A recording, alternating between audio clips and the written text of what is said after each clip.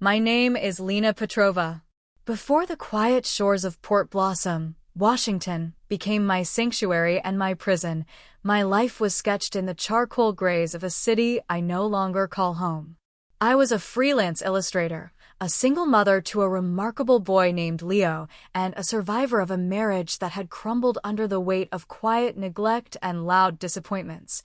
For 5 years, Leo and I navigated the world as a tiny, two-person vessel, weathering financial squalls and the solitary ache of holidays meant for larger families. I built a life for us from ink and paper, my illustrations paying for groceries and rent, my love trying to fill the spaces a father had left vacant. Then, David entered our lives. I met him not at a bustling market, but at a small, independent bookstore where I was sketching patrons for a local art walk. He had a way of standing that seemed to anchor him to the earth, a steady presence in a world that had always felt tilted. He was a project manager for Stone Ridge Builders, a man who built things that lasted, and his kindness was the most solid structure I had ever encountered. He didn't try to rush into the empty spaces of our lives. He simply stood at the edge, offering a warm coat and a patient smile until we invited him in. 2 years after we married, our life felt like a finished watercolor, the colors soft and perfectly blended. We lived in a cedar-shingled house David had found for us, nestled in the evergreen-dusted hills overlooking the Puget Sound. From my studio window, I could watch the ferries glide across the water like stately white swans. This morning, like so many others, was a masterpiece of tranquility. The air, cool and damp with a scent of pine and salt, drifted through the open kitchen window. The hiss of the espresso machine was a gentle counterpoint to the distant cry of a gull. "Morning, my love."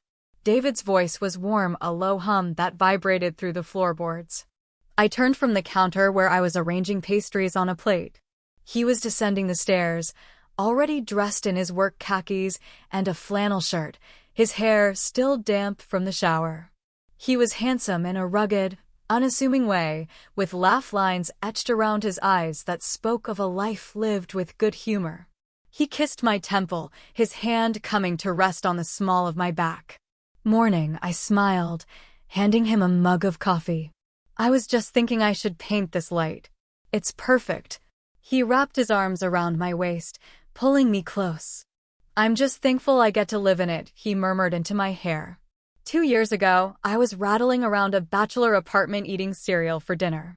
I never knew a morning could feel like this. My heart swelled, a familiar, grateful expansion. He was my anchor, the man who had shown me that love didn't have to be a battle.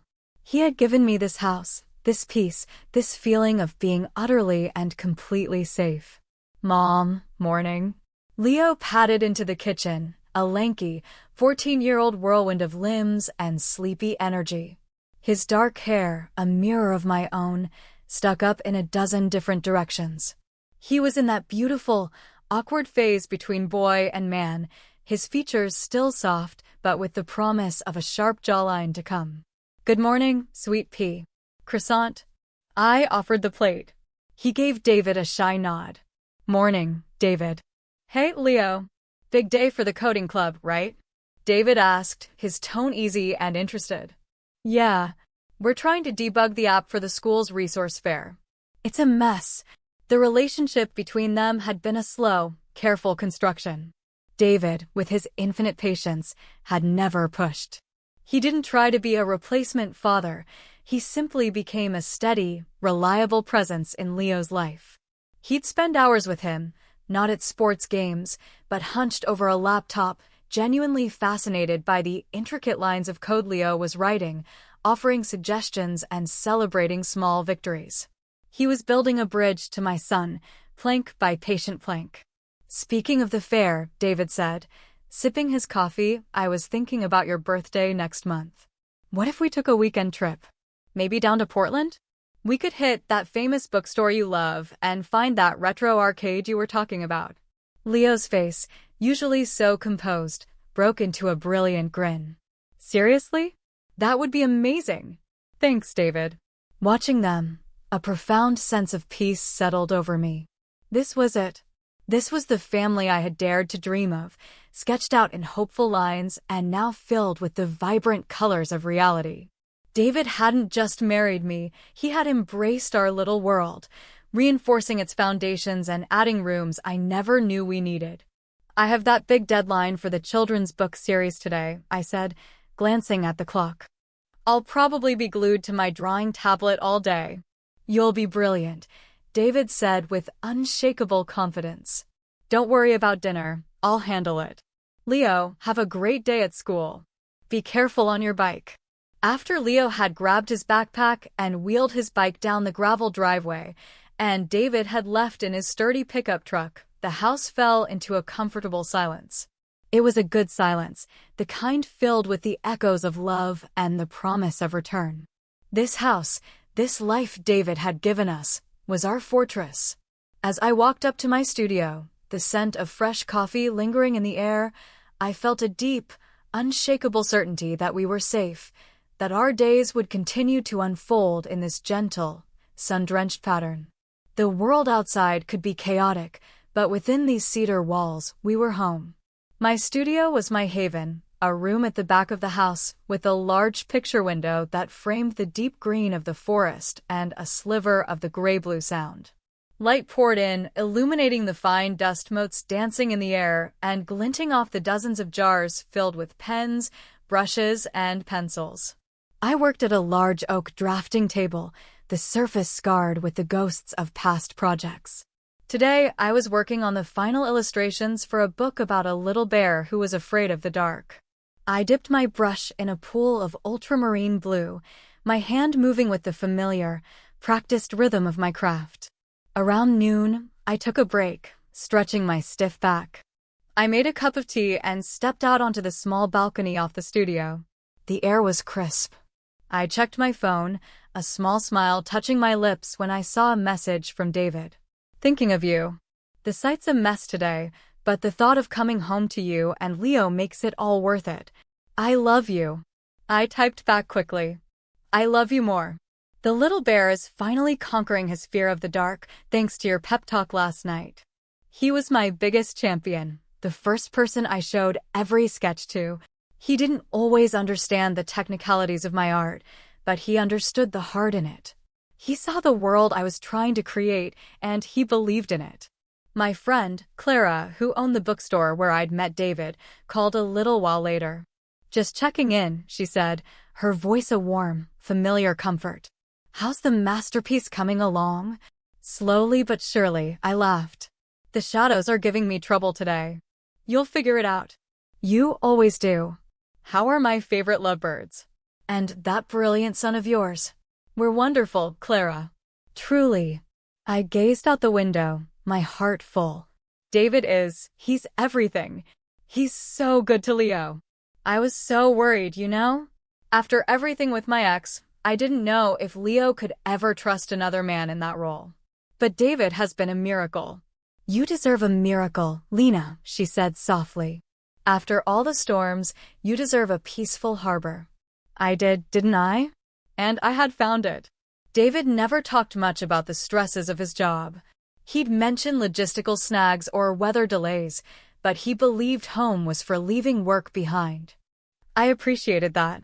My ex-husband had brought every workplace grievance home, poisoning our small apartment with his resentment.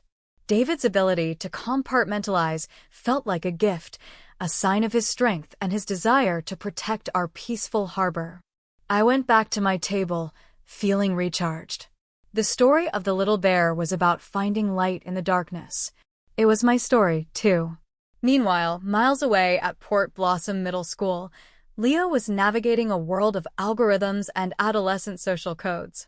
He was in his advanced computer science class, his long fingers flying across the keyboard. He was a quiet leader in the class, the one other students turned to when their code broke down. "Mr. Petrova, could you walk us through your logic for the user authentication sequence?" his teacher, Ms. Albright, asked. Leo, with a faint blush, went to the smartboard and began to explain, his voice gaining confidence as he spoke about the subject he loved. His best friend, Sam, gave him a supportive nod from his desk. At lunch, They sat at their usual table in the noisy cafeteria, surrounded by the small, tight-knit group of friends they'd had since elementary school. "So, your birthday trip to Portland is for real?" Sam asked, unwrapping a sandwich. "Yeah, David's idea," Leo said, a note of pride in his voice.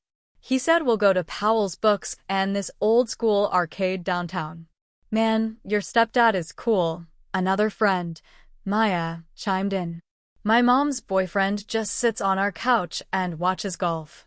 "He's not like that," Leo said, a small, protective smile on his face. "He actually gets what I'm doing with the coding. He asks real questions. He's good to my mom, too. Really good."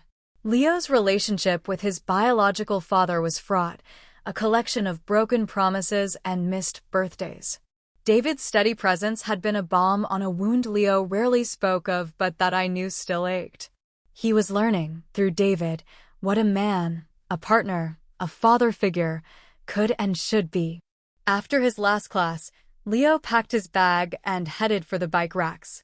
He usually biked straight to the library after school on Fridays to meet his coding club, but today, a strange restlessness settled over him. He couldn't put his finger on it, a faint, dissonant chord in the otherwise harmonious symphony of his day. He pulled out his phone to text me that he was on his way and saw a notification banner at the top of his screen. A message from an unknown number. Frowning, he tapped it open. "Your mother is not safe. The life you have is a lie. Don't trust David." Leo stared at the words, his blood running cold. It had to be a prank. A sick, cruel joke from someone at school. But his intuition, that quiet, logical part of his brain that could spot a flaw in a line of code from a mile away, screamed that something was wrong. His heart started to thud against his ribs, a heavy, frantic drumbeat. Another message buzzed in. "He's buried in debt. He built your perfect life on a foundation of lies. The insurance policy on you and your mother is his only way out. He plans to act soon. Be careful." The world tilted. The familiar schoolyard, the laughing students, the crisp afternoon air, it all seemed to warp, to become sinister. A third message arrived, this one with an attachment. It was a grainy photo, clearly taken from a distance. It showed David standing next to his truck, talking to a severe-looking man in a cheap suit. David was handing him a thick envelope. The text below was short. "A friendly visit from a loan shark. Taken yesterday. He's out of time." A wave of nausea washed over Leo. He stumbled back against the bike rack, his breath catching in his throat. It couldn't be real. David, his kind, steady David, meeting with a loan shark? And the insurance money. A few months ago, David had insisted they update their life insurance policies. "Just being responsible," he'd said, smiling his reassuring smile. "Now that we have the house, we have to protect our future." It had seemed so sensible, so loving. Now, the memory felt poisonous. His mind raced, desperately trying to find an alternative explanation, but small, unsettling details from the past few weeks clicked into place like malevolent puzzle pieces. David's late-night phone calls in the garage, the way he'd quickly close his laptop when Leo walked into the study, the flicker of raw panic in his eyes one afternoon when the mail arrived. He had to get home. He had to warn me. He abandoned his plan to go to the library and ran to the school office, his backpack bouncing heavily against his shoulders. He clutched his stomach, putting on a performance for the school secretary. "I feel really sick," he said, his voice genuinely trembling. "My stomach hurts. I think I need to go home." The secretary, a kind, motherly woman named Mrs. Gable, looked at him with concern. "Oh, you poor thing. You do look pale. Let me call your mom or your stepdad." "No," Leo said, too quickly. He softened his tone. "It's okay. My mom's on a really tight deadline. And I just want to lie down. We live really close. I can walk." He needed to get home before David did. He needed to get to me first. Mrs. Gable hesitated, then nodded, handing him an early dismissal slip. "All right, honey. but you go straight home and rest. If you're not better by tomorrow, have your mom call a doctor." The moment he was out of the school gates, Leo broke into a dead run. He didn't take his usual route but cut through backyards and alleyways, his lungs burning. The 15-minute walk became a 5-minute sprint fueled by pure adrenaline. He kept checking his phone, but there were no new messages. As he rounded the final corner onto our street, his heart sank. David's truck was already in the driveway. It was too early. He never came home before 5.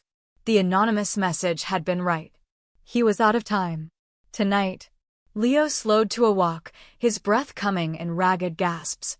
He crept up the stone path, his sneakers silent on the moss-flecked pavers. The front door was slightly ajar. He could hear David's voice from inside. It wasn't the warm, gentle voice he knew. It was tight, strained, laced with a cold fury that made the hair on Leo's arms stand up.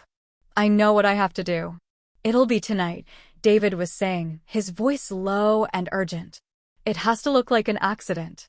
The furnace has been acting up. Everyone knows that. A carbon monoxide leak. It's tragic, but it's clean. Once the policy pays out, you'll get every last cent. Just give me until morning." A pause.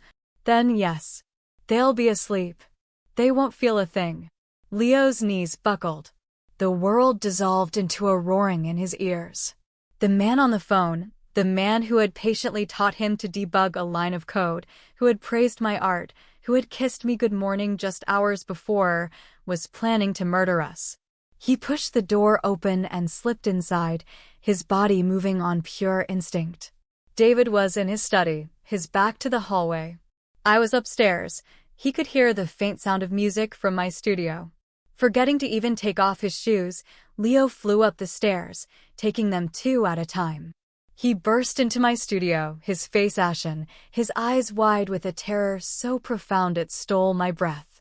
"Leo? What is it? What's wrong? Why are you home?" I stood up, my paintbrush clattering onto the floor. He grabbed my arm, his grip surprisingly strong. "Mom, we have to go. Right now." His voice was a raw, desperate whisper. "Sweetheart, calm down. What happened?" I tried to soothe him, but he just shook his head, his whole body trembling. "There's no time to explain. Please, Mom, just trust me. We have to leave." The sheer, undiluted panic in his eyes bypassed all my rational thought and struck a primal chord of maternal instinct. He wasn't exaggerating. He was terrified for a reason. "Leo, what is it?" I pleaded. "It's David," he choked out, the words seeming to tear him apart. "He's going to kill us. Tonight." The world stopped. The statement was so ludicrous, so impossible, that for a second, my brain refused to process it. "What?" "Leo, no. That's insane." "It's true. I got these texts and then I heard him on the phone. He has debts, Mom. He's going to use the insurance money. He's planning to rig the furnace to make it look like an accident." My mind was a maelstrom of confusion and denial. David, my David, a murderer? And yet, Leo's terror was real. It was visceral. And in that moment, a mother's instinct is the only compass you have. Footsteps sounded on the floor below. "Lena? Is Leo home?" I heard the door. David's voice, now sounding deceptively normal, drifted up the stairs. Leo and I locked eyes. "Mom, please," he begged, his gaze unwavering. "You have to trust me." I squeezed his hand. My logical mind screamed that this was a mistake, a misunderstanding. But my heart, the part of me that was woven into the very fabric of my son, screamed louder. "Protect him." "Okay," I whispered, my own voice trembling. "Okay. How?" "The back door. Through the kitchen." "Where are your car keys?" My hand, slick with a sudden cold sweat, fumbled for my purse on the chair. I grabbed the keys. We crept out of the studio and to the back staircase, every creak of the floorboards sounding like a gunshot. "Lena? Are you up there?" David's voice was closer now. He was at the bottom of the main staircase. We scurried down the narrow back stairs, our breath held tight in our chests.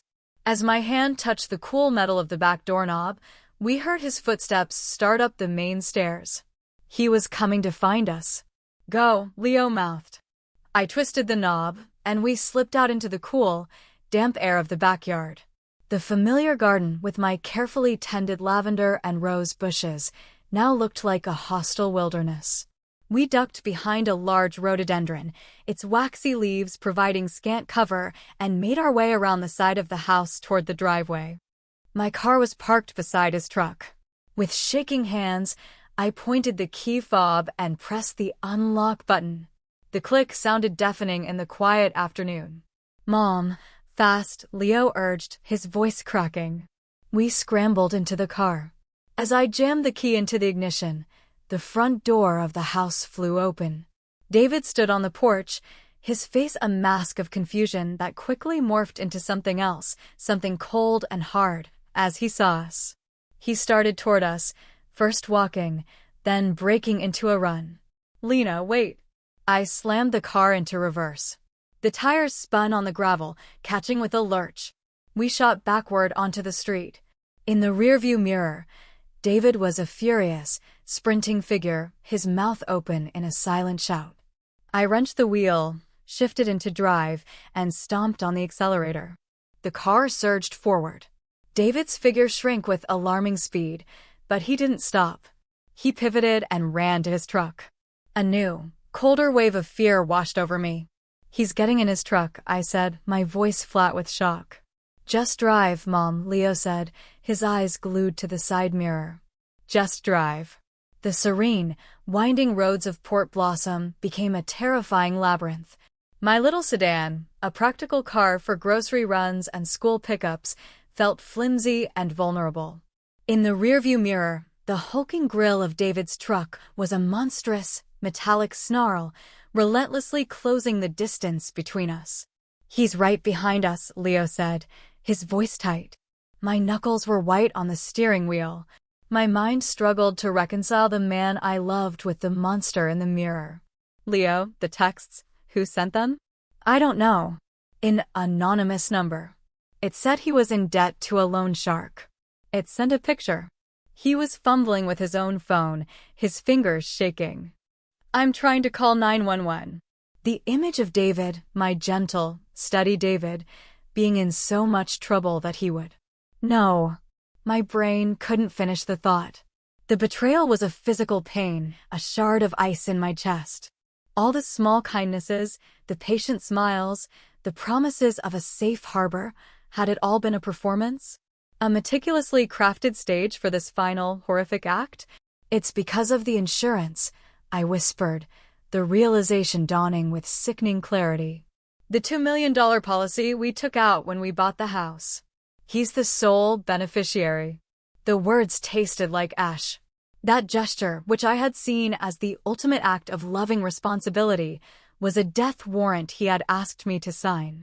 His truck swerved into the oncoming lane to pull alongside us. I flinched, my foot instinctively easing off the gas. Through the passenger window, I could see his face. The mask was gone. The warmth, the kindness, the love, it had all evaporated, leaving behind a chilling emptiness, a desperate, predatory hunger.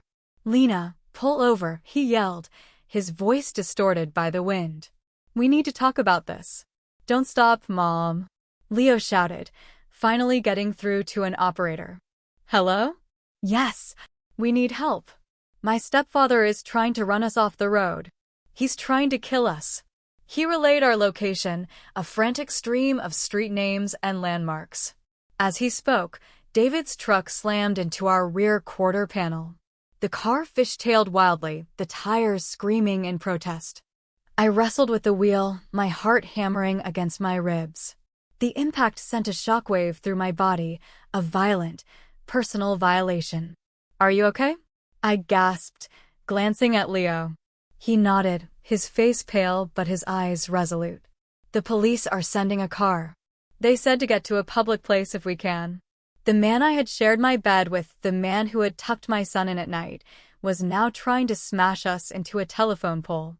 The gentle facade had crumbled to reveal a stranger, a desperate man backed into a corner, willing to extinguish our lives to save his own.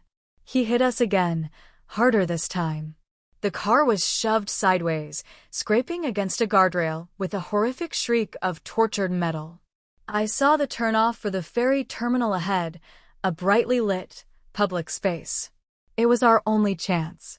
"Hold on," I said, and swerved sharply, cutting across the road and into the terminal's sprawling parking lot. I didn't slow down until I was right in front of the main building, braking so hard we were thrown forward against our seatbelts. "Out! No!" I yelled. We tumbled out of the car and sprinted toward the glass doors of the terminal building, not daring to look back.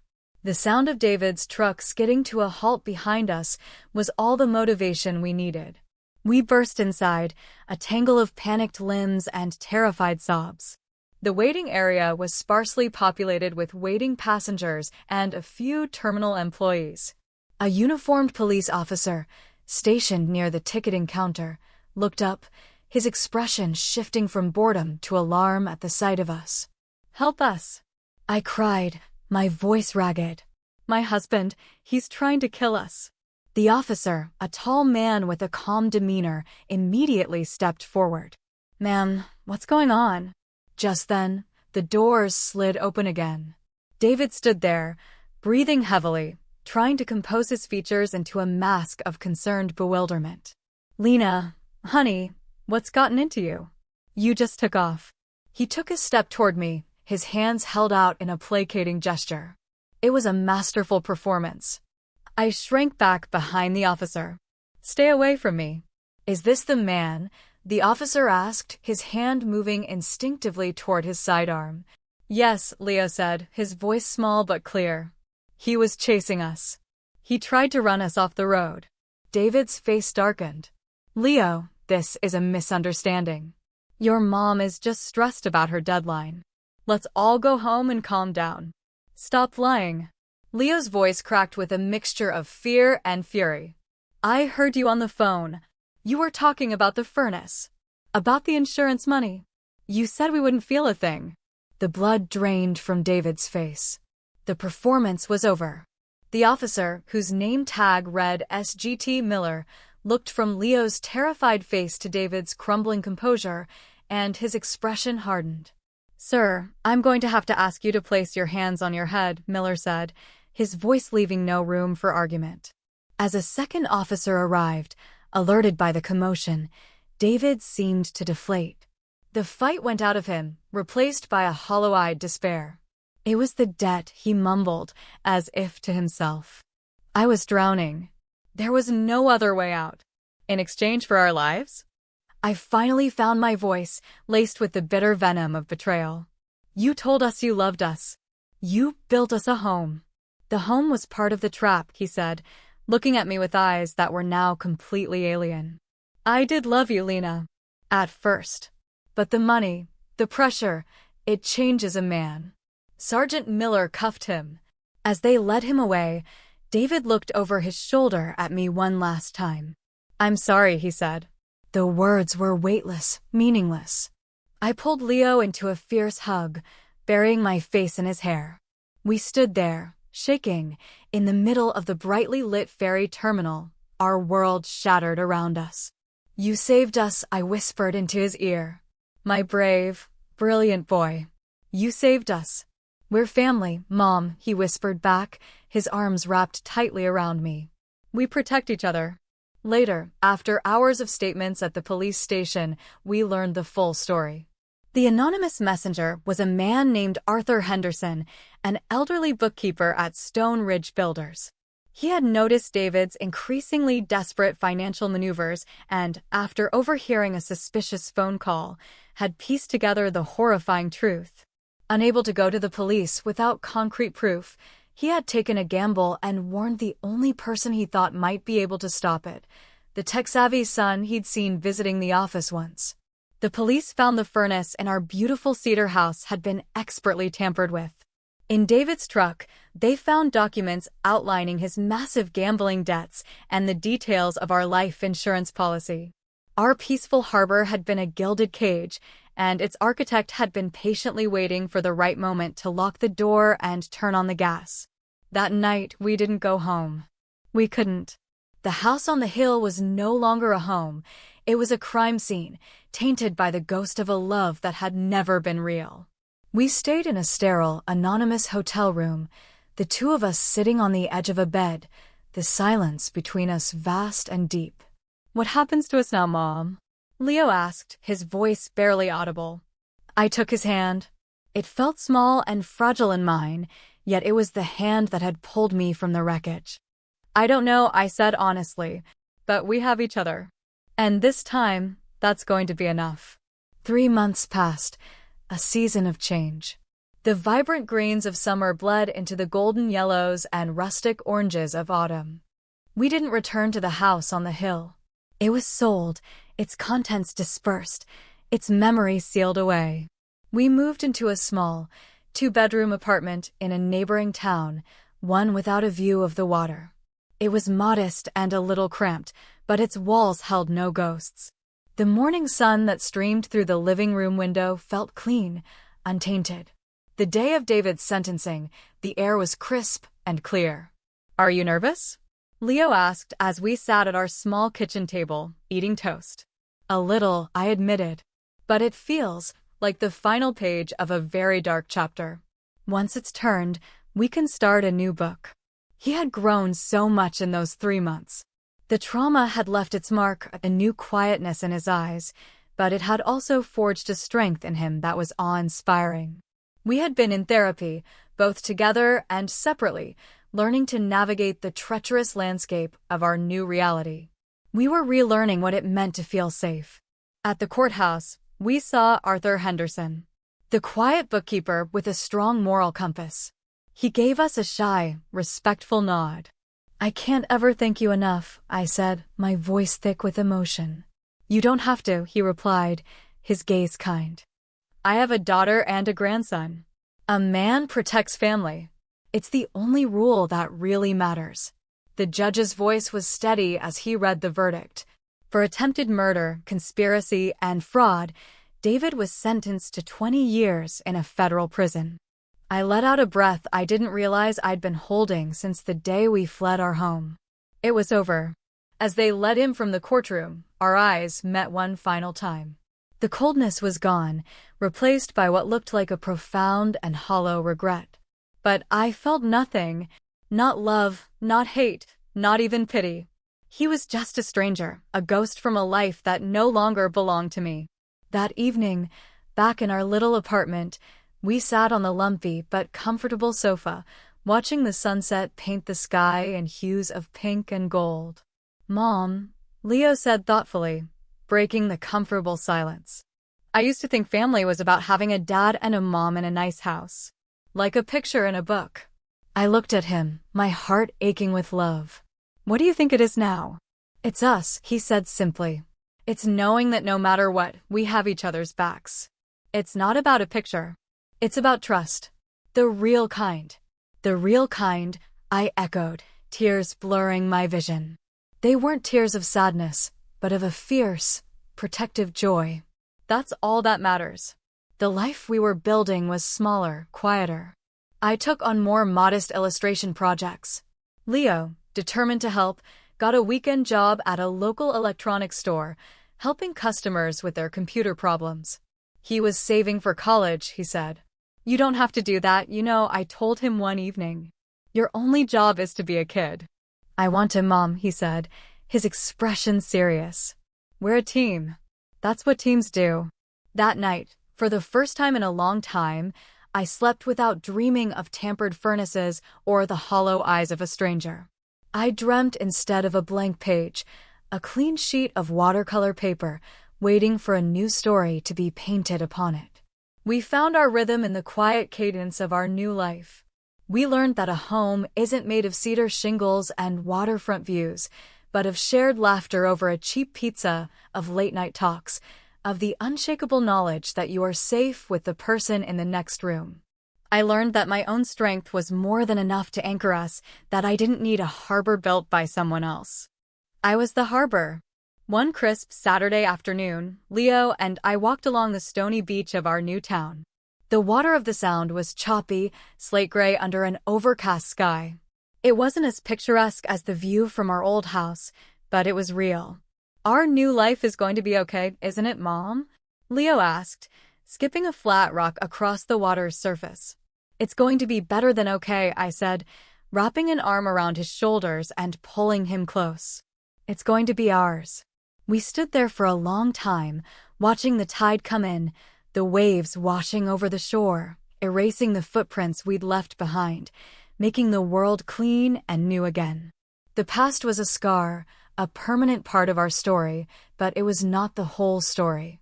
It was just the dark, dramatic beginning of a much longer, more beautiful book, one we would now write together.